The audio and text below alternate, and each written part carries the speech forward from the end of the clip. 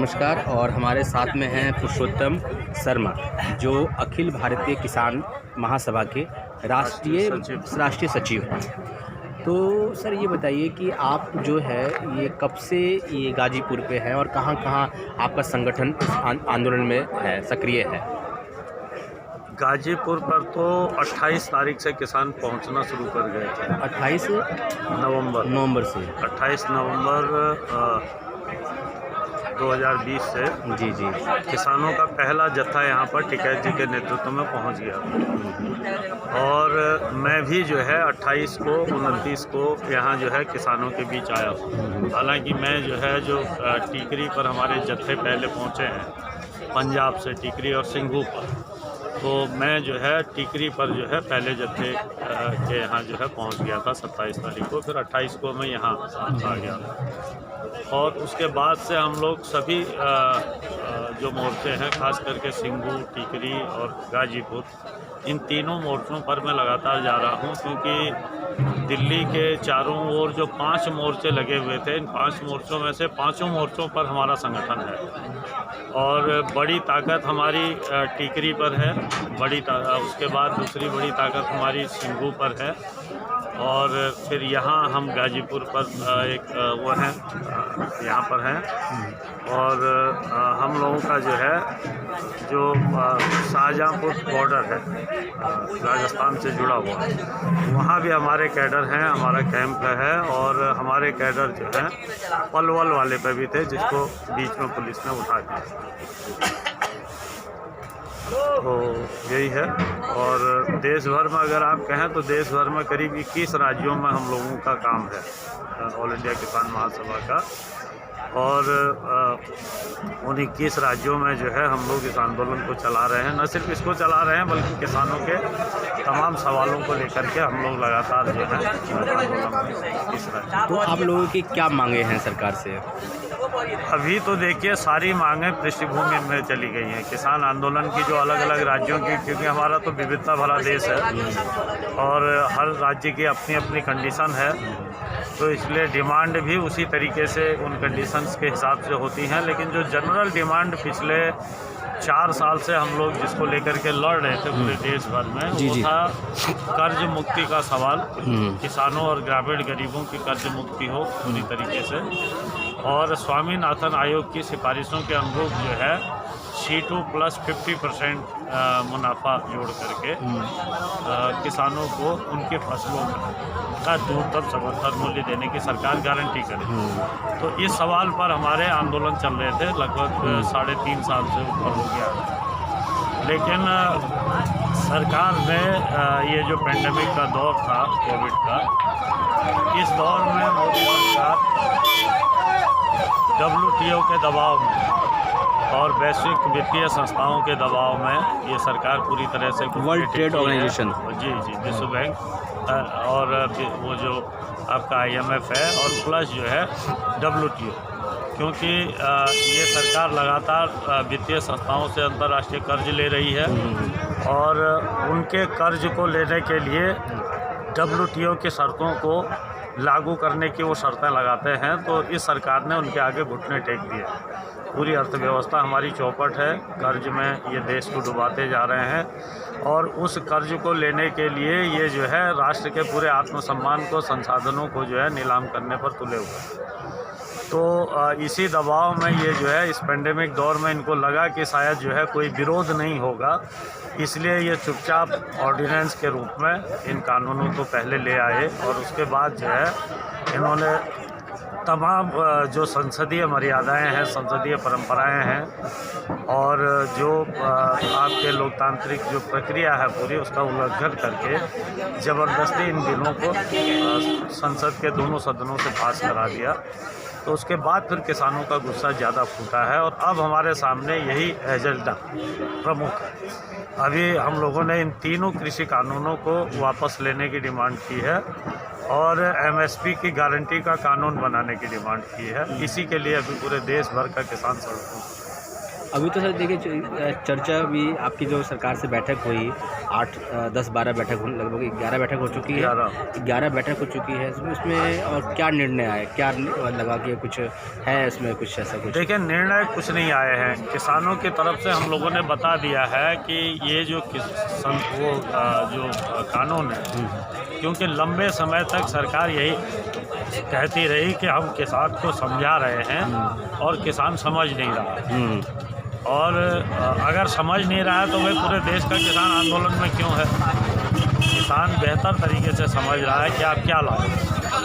तो किसानों की और किसान संगठनों की ये साफ समझ है कि ये जो तीनों कानून हैं ये इस देश में नई गुलामी के दस्तावेज हैं, ये इस देश में नए कंपनी राज के दस्तावेज हैं। ये हमारी खेती को, हमारी ज़मीन को और हमारे जो खाद्य भंडारण है उसको और जो खाद्य का बाज़ार है उसको चंद कॉरपोरेट और बहुराष्ट्रीय कंपनियों के हाथ में देना चाहते हैं। ये अमेरिकी पैटर्न पर भारत की खेती को ले जाना चाहते हैं और ये जो है हमारे लिए बहुत नुकसान का है, क्योंकि भारत की बड़ी आबादी, आज भी 60% आबादी खेती से अपना गुजारा कर रही है। खेती हमारे लिए व्यवसाय नहीं है।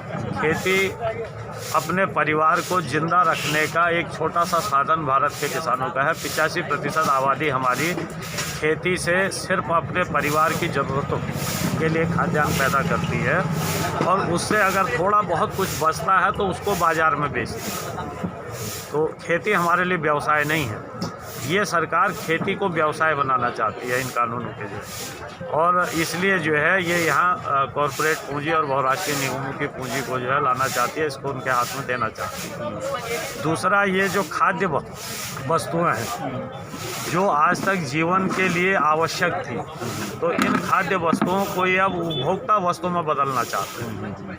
तो ज्यों ही खाद्य वस्तुएं उपभोक्ता वस्तु में बदल जाएंगी त्यों ही ये जो है गरीब के हाथ से, मध्य वर्ग के हाथ से जो थाली का भोजन है वो छिन जाएगा और उनकी कीमतें जो हैं ये अपने मन मुताबिक करेंगे। जैसे आज 40 रुपये के तेल को ये 90 रुपये में हमको दे रहे हैं, ऐसे ही कल को गरीब जिस 30 रुपये के चावल को आज परचून की दुकान से खरीदता है, वो कल को मल्टीनेशनल और बड़ी कॉरपोरेट कंपनियों के मॉल में 300 रुपये किलो उनको मिलेगा और वो उनके बस का होगा नहीं खरीदना। तो ये जो मंदियाँ इस दौर में आई हैं, दूसरे विश्व युद्ध के बाद जो बड़ी मंदियां दुनिया में आई हैं, उसमें 2008 और 2019-20 की ये मंदी है, 20 की खास करके पेंडेमिक की। इन मंदियों से जो दुनिया की जो कॉरपोरेट ताकतें हैं, मल्टीनेशनल ताकतें हैं, उन्होंने एक चीज़ समझी है कि हर चीज़ का बाज़ार कब ख़त्म हो सकता है, लेकिन जब तक इस पृथ्वी पर मनुष्य ज़िंदा है तब तक अन्न का और पानी का बाज़ार जो है बचा रहेगा। तो इसलिए अन्न और पानी के बाज़ार पर कब्जे की पूरी दुनिया में एक होड़ है और उसके लिए ये दुनिया भर की सरकारों को जो है दबाव डाल रहे हैं और ऐसे कानून बनवा रहे हैं जिन कानूनों के चलते दुनिया की ज़मीनों पर, दुनिया के अन्न के बाज़ार पर, दुनिया में खाद्यान्न के भंडारण पर इनका एकाधिकार हो जाए। तो ये जो है इन कानूनों के जरिए भारत में भी हो रहा है, इसलिए किसान इस लड़ाई को लड़ रहे हैं। अच्छा, आपने जो ये किताब लिखी है, ये किसानों का दिल्ली पढ़ाओ पुरुषोत्तम शर्मा, तो इसमें आप क्या बता रहे हैं इसमें आप? देखिए, ये किताब की ज़रूरत इसलिए पड़ी कि लोग एक तो ये जानना चाह रहे थे कि भाई कानून क्या है, और दूसरा ये जानना चाह रहे थे कि ये आंदोलन क्या है। हाँ। तो अभी तक जितनी भी पुस्तिकाएं मैं देख रहा हूँ इस आंदोलन के दौर में छप करके आई हैं, उसमें ज़्यादातर लोगों ने कानूनों के बारे में लिखा है, लेकिन इस किसान आंदोलन के बारे में भी लोग जानें कि ये आंदोलन क्या है। तो ये मैंने इस पुस्तिका में लाने की कोशिश की है कि समग्रता तो हल्का सा हमारे जो श्रोता सुन रहे हैं इसमें सुनेंगे हमारे इसमें, तो इसमें कुछ बताएं इसमें जो अलग से है, मतलब एक तो मैंने ये कोशिश की है कि भाई पहले तो कानून में क्या क्या है वो सारी चीज़ें भी उसमें बीच में हैं, लेकिन एक तो मैं ये कोशिश की है कि इस आंदोलन की पृष्ठभूमि क्या है। ये आंदोलन दिल्ली में जब किसान आया है तब से नहीं है। ये आंदोलन इस देश के अंदर जब न्यू इकोनॉमिक पॉलिसी आई है, उदारीकरण की नीतियां 90 के दौर में आए हैं, तभी से ये आंदोलन शुरू है। और दरअसल में हरित क्रांति के जरिए जो भारत की खेती को अमेरिकी पैटर्न पर ले जाने की कोशिशें थी, शुरू हुई थी, उसके चलते जो एक बड़ा संकट खेती में आया और उसके बाद उदारीकरण की नीतियों और WTO के शर्तों के साथ जब भारत जुड़ गया तो उसके बाद जो नया कृषि संकट इस देश में आया है तो वो इसकी पृष्ठभूमि में है। इसलिए ये कोई अभी दिल्ली आकर के ही आंदोलन हुआ है नहीं है, बल्कि ये एक निरंतरता है आंदोलनों की और इस कृषि संकट। तो एक तो हमने इसमें ये कोशिश की है, दूसरा हमने इसमें ये कोशिश की है कि इस आंदोलन के कई आयामों को देखने की कि भाई ये आंदोलन पंजाब से शुरू हुआ तो किस किस प्रक्रिया में ये आंदोलन जो है शुरू हुआ, कैसे कैसे चला, पंजाब के लोगों ने किस तरीके से इस आंदोलन को जो है एक प्रतिरोध के स्तर तक उन्नत किया है। ये आंदोलन आज जो राष्ट्रव्यापी बना है वो एक प्रतिरोध के स्तर तक इस आंदोलन को पंजाब के किसानों ने उनके संगठनों ने पहुंचाया है। और पंजाब अगर जो है खूंटा दिल्ली में नहीं गाड़ता तो ये आंदोलन फिर ये रूप नहीं आपको दिखता, ये ऐसा ऐतिहासिक आंदोलन आपको नहीं दिखता। तो ये जो आंदोलन है ये आंदोलन अपने आप में मैंने ये इसमें देने की कोशिश की है कि लोग इसकी तुलना कोई टिकैत के बोट क्लब आंदोलन से कर रहे थे, कोई इसकी तुलना पगड़ी संभाल जट्टा आंदोलन से कर रहा था। तो हमने कहा कि इस आंदोलन की तुलना किसी अन्य आंदोलन से हो ही नहीं सकती है, ये बिल्कुल अलग आंदोलन है, इसके मुद्दे की व्यापकता बहुत बड़ी है। अच्छा सर, ये जैसे कि आपने जैसे कि 9 उदारवाद के बारे में बताया थोड़ा सा, तो ये देखिए 9 उदारवादी दौर में या उदारवाद के बाद 9 उदारवाद आ गया और मेरा रिसर्च भी 9 उदारवाद पे है। तो मेरा कहने का मतलब 9 उदारवादी दौर में जो है व्यवस्थाएं जो एक तो प्राइवेटाइजेशन की तरफ ज़्यादा हो गई हैं, लेकिन आपको लगता है धर्म के प्रति वो ज़्यादा कट्टर हुई है, या अपने देश में या अन्य देशों में हम देखते हैं जो धार्मिक जो वो होता है अंधता है, वो मान्यता ज़्यादा दिख रही है। ये दोनों जुड़ी हुई चीज़ें होती हैं। अच्छा, इसके बारे में जब आप संसाधनों की लूट को बढ़ाते हैं, जब आप संसाधनों के केंद्रीकरण की तरफ जो है राज्य की नीतियाँ चली जाती हैं, तो उससे जनता का ध्यान भटकाने के लिए आपको फिर इन रास्तों की तलाश करनी पड़ती है। और ये दोनों एक ही दौर में चलते हैं हमेशा। आप कहीं भी देखिए, आप अगर दूसरे विश्व युद्ध के दौर में भी देखें तो जो नाजीवाद था वो यही था। इसी तरीके से आज के दौर में भी आप देखें तो ये खाली भारत में ही नहीं है। आपने अमेरिका में ट्रंप के रूप में इसको जो है उभरते हुए देखा, आपने रूस के अंदर पुतिन के रूप में इन चीज़ों को उभरते हुए देखा, आप इजराइल को देख रहे हैं, आप आज भारत में मोदी रिजीम को देख रहे हैं। तो दक्षिण पंथ का उभार और साथ ही साथ जो है उसका जो संसाधनों का केंद्रीकरण और संसाधनों के लूट का सवाल, ये दोनों एक दूसरे से जुड़े हुए सवाल हैं। और इसलिए जब ये बढ़ेगा तो ये भी बढ़ेगा, और जब ये लूट पर रोक लगेगी तो ये भी कम होगा, इसके खिलाफ मूवमेंट बढ़ेगा तो ये भी कम होगा। और आपने देखा ये किसान आंदोलन इसका एग्जाम्पल है कि जब देश के अंदर संसाधनों की लूट के साथ साथ यहाँ सांप्रदायिक ध्रुवीकरण बहुत तेज़ी से ये करते जा रहे थे, उस सांप्रदायिक ध्रुवीकरण के दौर में इस किसान आंदोलन ने देखिए उसको बहुत पीछे धकेल दिया है। ये किसान आंदोलन अपने आप में जनता की एकता और कौमी एकता की भी एक मिसाल बनता हुआ जा रहा है। और अभी आपने 3 दिन पहले देखा कि जिस तरीके से इस आंदोलन को जो है बदनाम करने की कोशिशें की गई, इसको भटकाने की कोशिशें, ट्रैक्टर आंदोलन 26 जनवरी को 26 तारीख को जो केंद्रीय गृह मंत्रालय की के जरिए जो पूरा एक साजिश रची गई कि कैसे इस आंदोलन को बदनाम किया जाए, कैसे इस आंदोलन को भटकाया जाए।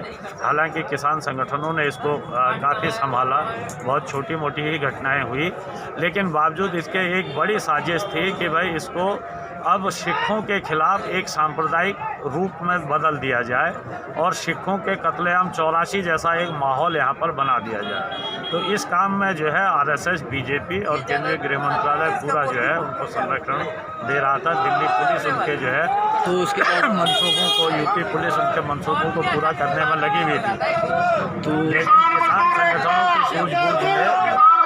किसान संगठनों की सूझबूझ ने जो है वो साजिश को नाकाम किया है और आंदोलन आज एक नए तेवर के साथ जो है फिर सामने आया। तो इससे जो है हमारी एक तरफ तो ये सांप्रदायिक साजिशें इनकी जो है ख़त्म हुई है। इस आंदोलन को विभाजित करने की, तोड़ने की, सांप्रदायिक आधार पर सिखों के खिलाफ एक जो है हिंसा भड़काने की जो इनकी साजिशें थी, उन साजिशों को देखिए इस किसान आंदोलन ने चेक किया। और इस 6 साल के मोदी रिजीम में अगर आप माने तो ये पहला ऐसा आंदोलन है जिस आंदोलन को फेल करने के सारे षड्यंत्र इनके जो है विफल होते हुए दिख रहे हैं।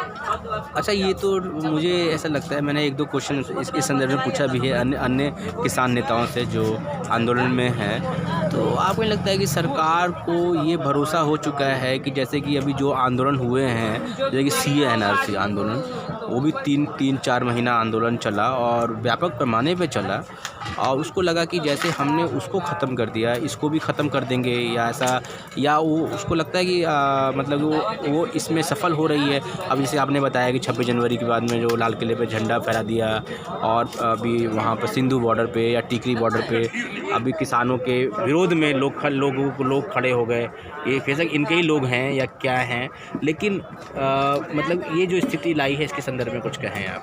देखिए, ऐसा है कि ये आंदोलन को तोड़ने में ये जो सफल हुए हैं, उसके पीछे एक कारण था कि जो लोकतांत्रिक जनमत है वो तो CAA आंदोलन के साथ था, लेकिन उसमें भागीदारी बड़े पैमाने पर सिर्फ मुस्लिम समुदाय की थी, और मुस्लिम समुदाय के अलावा जो थोड़ा लोकतांत्रिक और लेफ्ट विचारों का जो जनमत था वो उसके साथ था।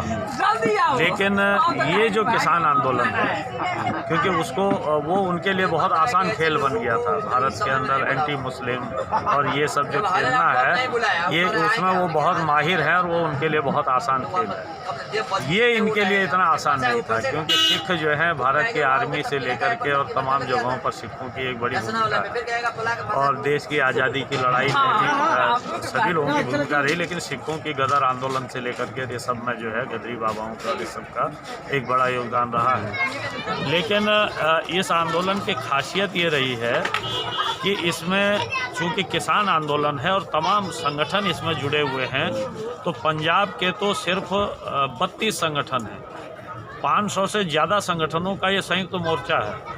तो पंजाब के हैं 32 संगठन, बाकी जो है 450 जो संगठन हैं वो तो दूसरी जगहों के है कि नहीं, वो पूरे देश भर के हैं। तो इसलिए इस आंदोलन में ये जो इस आंदोलन को कोशिश कर रहे थे कि थोड़ा ये सिख बनाम वाला बना दिया जाए, उसको बनाने में ये विफल हो गए। इसलिए विफल हुए कि सिखों का तो इसमें जो है 500 में से जो है 33 संगठन है, 32 संगठन है, तो 32 के अलावा जो है बाकी तो देश भर के संगठन हैं, तो इसको ये नहीं बना पाए, है कि नहीं। इनकी भरसक कोशिश रही है इसको करने की, और अभी जब इन्होंने यहाँ ये हमला करने की कोशिश की, उन्होंने जब सिंघू पर किया है, तो सिंघू पर भी देखिए 20 किलोमीटर में किसान बैठे हुए हैं। अगर वो स्थानीय गाँव के थे तो वो बीच में किसी भी गांव से जा सकते थे, लेकिन वो बीच के किसी भी गांव से वहाँ जो है प्रदर्शनकारियों के बीच नहीं गए। वो कहाँ से गए? जहाँ BSF लगी हुई है। वो कहाँ से गए? जहाँ जो है RAF का बैरिकेड है, BSF का बैरिकेड है, पुलिस का बैरिकेड है।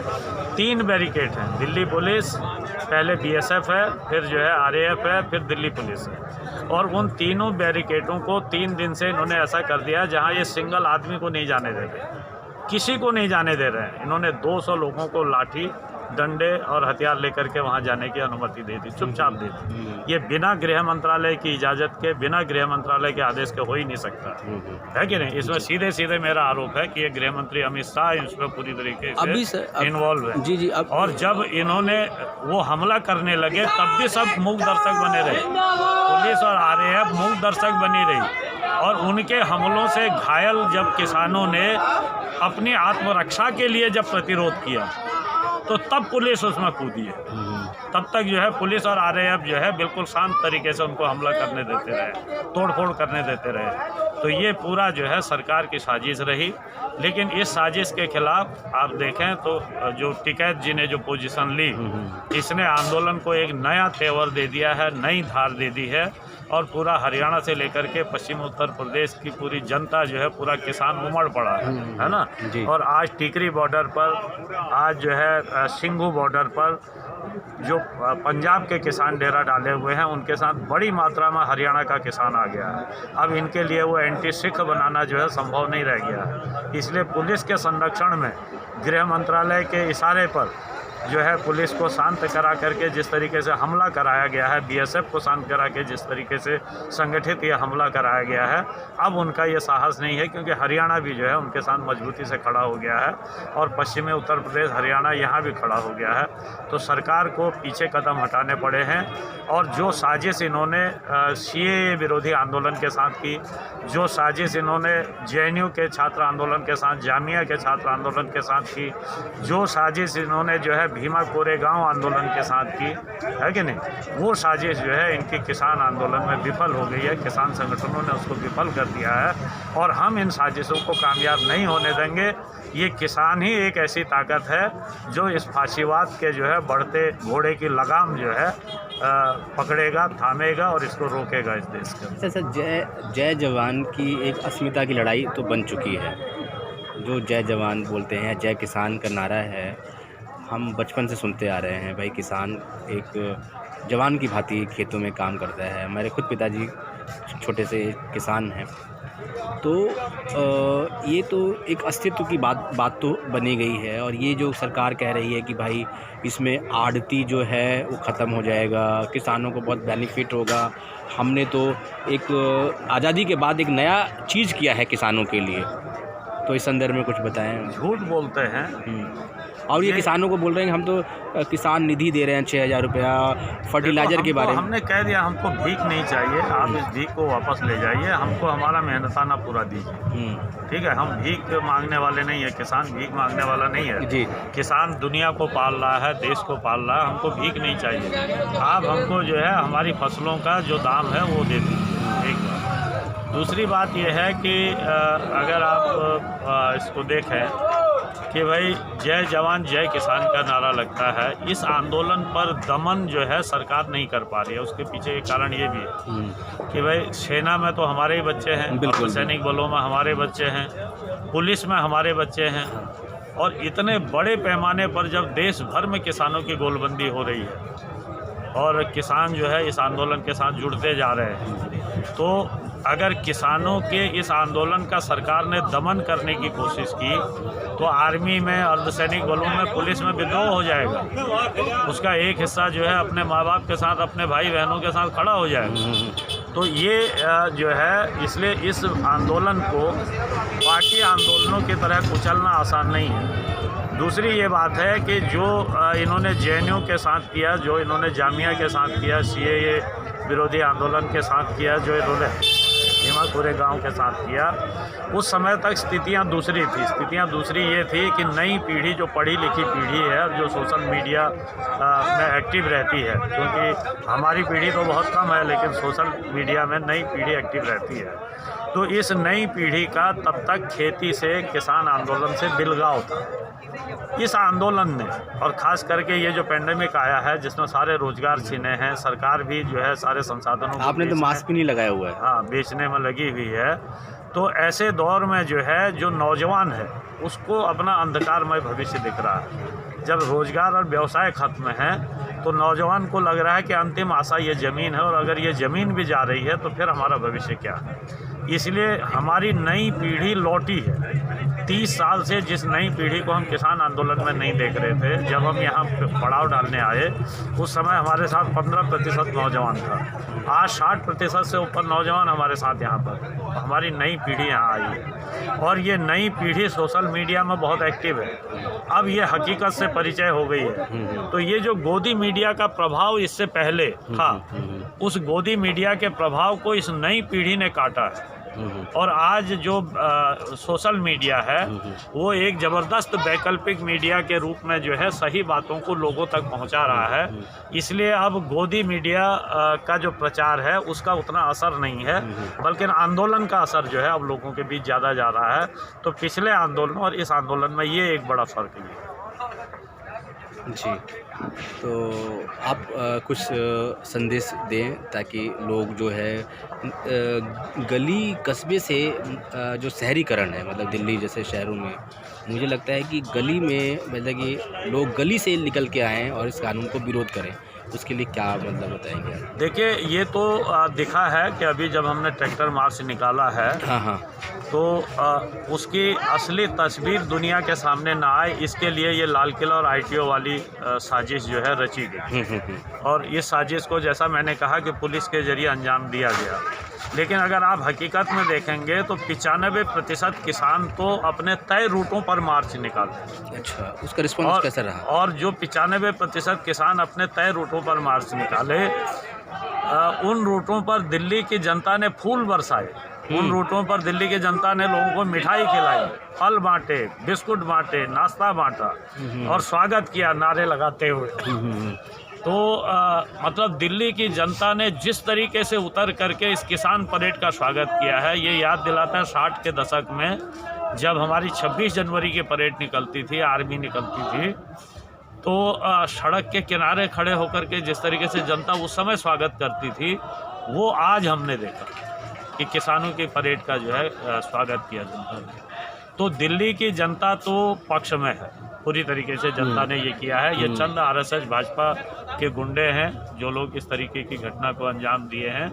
दूसरी बात हम ये कहना चाहते हैं कि देश की जनता से ये कहना चाहते हैं कि भाई, किसान ये लड़ाई अपने लिए नहीं लड़ रहा है। किसान जिस लड़ाई को लड़ रहा है, ये 3 कानूनों का जो प्रभाव इस देश में आना है, तो किसान की खेती को हड़पते हुए, किसान को खेती से बेदखल करते हुए, इन कानूनों को के लागू होने के बाद 10-15 साल जो है कॉरपोरेट और मल्टीनेशनल कंपनियों को लगेगा किसानों को अपने जाल में फांसने में। लेकिन इससे सबसे पहले जिस पर हमला होने जा रहा है, वो हमला होने जा रहा है कि हमारा PDS सिस्टम ख़त्म होने जा रहा है। अच्छा। हमारी 70% आबादी को जो है सार्वजनिक वितरण प्रणाली के जरिए जो राशन की दुकानों से, सरकारी सस्ते गल्ले की दुकानों से जो सस्ता राशन मिलता है, वो ख़त्म हो जाएगा। और सरकार कह रही है कि हम नगद सब्सिडी देंगे। तो नगद सब्सिडी तो आप गैस की भी दे रहे थे, अब वो आपने 350 से देना शुरू किया और आज कहाँ पहुँच गए। और 31 मार्च के बाद इस देश के अंदर सरकार ने फैसला कर दिया गैस सब्सिडी खत्म हो जाएगी, वो दी ही नहीं जाएगी। तो यही उसका भी होगा। तो एक तो ये है, और खाद्यान्न जो है वो उपभोक्ता माल बन जाएगा। ठीक है, तो इससे क्या होगा कि पूरे देश की 70% जो गरीब आबादी है, उसको खाद्यान्न का संकट हो जाएगा। एक वो बहुत महंगा हो जाएगा, उसके बच्चों के पहले से ही जो है हमारी 56% से ऊपर महिलाएं एनीमिया के शिकार हैं, 54% बच्चे हमारे कुपोषण के शिकार हैं। और जब अन्न बहुत महंगा हो जाएगा, लोगों के पास रोज़गार नहीं है, आय के साधन नहीं है, और खेती की जो हमारी आबादी है उसमें से भी अगर 50 करोड़ लोग इन कानूनों के जरिए खेती से बाहर हो जाएंगे, तो अन्न जो है लोगों की थाली से चला जाएगा और ये एक बड़ा जो है मानवीय संकट इस देश के अंदर आ जाएगा। और जो मध्य वर्ग है, मध्य वर्ग भी देखिए जो रोज़गार और आय से परेशान है, उस मध्य वर्ग के सामने भी जो अभी थोड़ा बहुत सस्ता उसको राशन मिल रहा है, वो राशन उसकी थाली से भी महंगा जब होने लग जाएगा तो उसके लिए भी बड़ा संकट आ जाएगा। तो हमारा गरीब और मध्य वर्ग की जो आबादी है वो पूरी इससे प्रभावित होने जा रही है इन कानूनों से।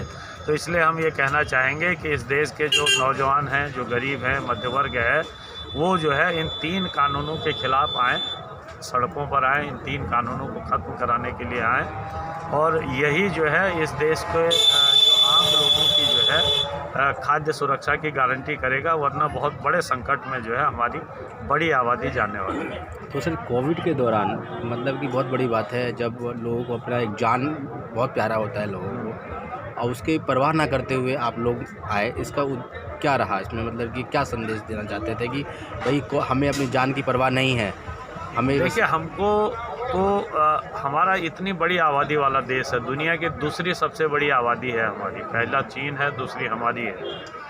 और इतनी बड़ी आबादी वाले देश के सामने इन कानूनों के जरिए जिस खाद्य संकट को परोसा जा रहा है, तो उस खाद्य संकट को झेल पाने की स्थिति हमारे देश की नहीं है कि नहीं? तो इसलिए हमको तो ये एक बहुत बड़ा मानवीय संकट दिख रहा है, ये कोविड से भी बड़ा संकट है। अच्छा। इसलिए हमको जो है इस संकट को, क्योंकि ये गुलामी के दस्तावेज हैं, कोविड से तो हम लड़ लेंगे, 1 साल 2-3 साल लगेगा, लेकिन ये गुलामी के दस्तावेज हैं। अगर इन गुलामी के दस्तावेजों के जरिए हमको फिर एक बार गुलाम बना दिया गया तो फिर हमको आज़ाद होने में 100 साल लगेंगे, 200 साल लगेंगे। तो इसलिए हम नहीं चाहते कि हम इन गुलामी के दस्तावेजों को चुपचाप स्वीकार करें, हम इनको जो है इस देश के अंदर पैर पसारने का मौका दें। इसलिए हम अपने संसाधनों को बचाने के लिए और अपनी खाद्य सुरक्षा की गारंटी के लिए हम इन कानूनों के खिलाफ सड़कों पर हैं। ठीक है, कोविड है, कोविड हम ये नहीं कहते कि नहीं है, इसका असर नहीं है, बिल्कुल है, लेकिन इससे ज़्यादा खतरनाक ये है कानून। इसलिए हम इस लड़ाई में हैं और इनको ख़त्म करा करके ही हम लोग जो है दम लेंगे। एक था कि अभी पूरा जो ये गाजीपुर का पुलिस में बंद कर रखा है, तो आम आदमी तो इसमें जल्दी एंटर नहीं कर सकता उधर से आनंद विहार की तरफ से आने में। तो आपको बहुत दिक्कतें हो रही हैं खाने पीने का सामान लाना, या आपको आने जाने में दिक्कत है? आपको बाद में उधर चले गए तो फिर कार्ड आपको चेक करेगा अपने किसान है कि नहीं है, आंदोलन में आए हैं, कैसे? ये सारी दिक्कतें जो हैं ये सब गृह मंत्रालय के निर्देश पर दिल्ली पुलिस ने की हैं और ये इसकी हम घोर निंदा करते हैं कि आप इस तरीके से जो है बांट रहे हैं लोगों को, कि दिल्ली के लोग, दिल्ली के नागरिकों का जो व्यापक समर्थन इस किसान आंदोलन को है, उसको रोकने के ये षड्यंत्र हैं सरकार के, कि भाई दिल्ली की जनता जिस तरीके से बीजेपी, कांग्रेस और भाजपा की सरकार दिखाना चाह रही है कि दिल्ली की जनता इनके खिलाफ है, लेकिन दिल्ली की जनता तो फूल बरसा रही थी हमारी ट्रैक्टर मार्च पर। तो दिल्ली के नागरिकों का, यहाँ के मध्य वर्ग का, शहरी बुद्धिजीवियों का जिस तरीके से पूरा सपोर्ट इस किसान आंदोलन को है और बड़े पैमाने पर दिल्ली के नागरिक जो है किसानों का हौसला बढ़ाने के लिए रोज़ जो है हमारे मोर्चों पर आते हैं, तो उसको रोकने के लिए ये एक बड़ी साजिश है, ये अवरोध जो है दिल्ली पुलिस ने खड़े किए हैं और ये जो है पूरा गृह मंत्रालय के निर्देश पर हुए हैं। और हम जो है इस मामले में गृह मंत्री अमित शाह और गृह मंत्रालय की कड़ी निंदा करते हैं और दिल्ली पुलिस से ये कहना चाहते हैं कि आप अपने संवैधानिक दायित्वों को निभाएं। आप किसी एक पार्टी की गुंडा वाहिनी के रूप में जो रोल आपका पिछले CAA आंदोलन से लेकर के JNU जामिया आंदोलनों में जो दिखा है दिल्ली के अंदर, उस रोल को आप जो है इस आंदोलन में भी ना निभाएं। कम से कम अपने कानूनी और जो संवैधानिक दायित्व हैं उनको निभाएं और एक पार्टी के कार्यकर्ता की भूमिका निभाना बंद करें। अच्छा सर, आपने बताया था आपको ये किसी कानून में तहत गिरफ्त वो भी कर रखा है, गिरफ्तार ऐसा कुछ वारंट टाइप का? अभी जो है ये जो वो है किसान आंदोलन है, इसमें जो साजिश पुलिस ने रची थी, भाजपा ने रची थी, RSS ने रची थी और जिसको गृह मंत्रालय ने संरक्षण दिया था, जिस साजिश को, जिसके तहत 26 जनवरी को हमारे किसान आंदोलन को बदनाम किया गया और ITO और जो लाल किला वाली घटनाओं को जो है पुलिस के संरक्षण में कराया गया। तो ये एक बड़ी साजिश थी ताकि इस आंदोलन को बदनाम करें। पंजाब के सिख जो किसान हमारे हैं उनको जो है अलगाव में डाल करके सांप्रदायिक विभाजन जो है इस आंदोलन में करने का षड्यंत्र था। तो इस षड्यंत्र को किसानों ने, किसान संगठनों ने विफल किया। अब ये सरकार जो है जो असली उसके साजिश करता है, जो असली दोषी हैं, उनको जो है उन पर मुकदमा करने के बजाय, उनको जो है दोषी ठहराने के बजाय, जितने किसान नेता हैं जो सही रूट पर किसान ट्रैक्टर यात्राओं को ले गए और उसका नेतृत्व करते हुए 95-98% किसानों को तय रूट पर जो ले गए, उनके खिलाफ सरकार ने साजिशन जो है मुकदमे दर्ज किए हैं। कई किसानों के, सैकड़ों किसानों के ऊपर किए हैं और 44 किसान नेताओं के ऊपर किए हैं, उसमें से एक मैं भी। और ये मुकदमे इन्होंने UAPA की धारा इसमें लगा दी। आप CA NRC आंदोलन में भी पार्टिसिपेशन रहा आपका उसमें? बिल्कुल, हम चूँकि हम किसान आंदोलन के लोग हैं और हम ये मानते हैं कि इस देश के अंदर जो CAA है, जो NRC लाई जा रही है, ये दोनों जो है गलत हैं, इसकी हम खिलाफत करते हैं। हम सरकार को चुनते हैं, सरकार जो है नागरिकों को नहीं चुनती है, नागरिक सरकार को चुनते हैं और ये मोदी सरकार जो है ये नागरिकों को चुनने का कानून ला रही है। तो इसलिए हम इसके खिलाफ हैं, हम इसकी खिलाफत करते हैं। हम उस पूरे आंदोलन में जो है सपोर्ट में रहे, हर स्तर से हमने मदद की और उसमें भी जो है इन्होंने हमारा भी नाम रखा। उसमें भी आप आरोपी हैं? बिल्कुल बिल्कुल आरोपी क्या है, मतलब हम भी उसमें हैं, हमको भी स्पेशल सेल ने जांच के लिए उसमें बुलाया था।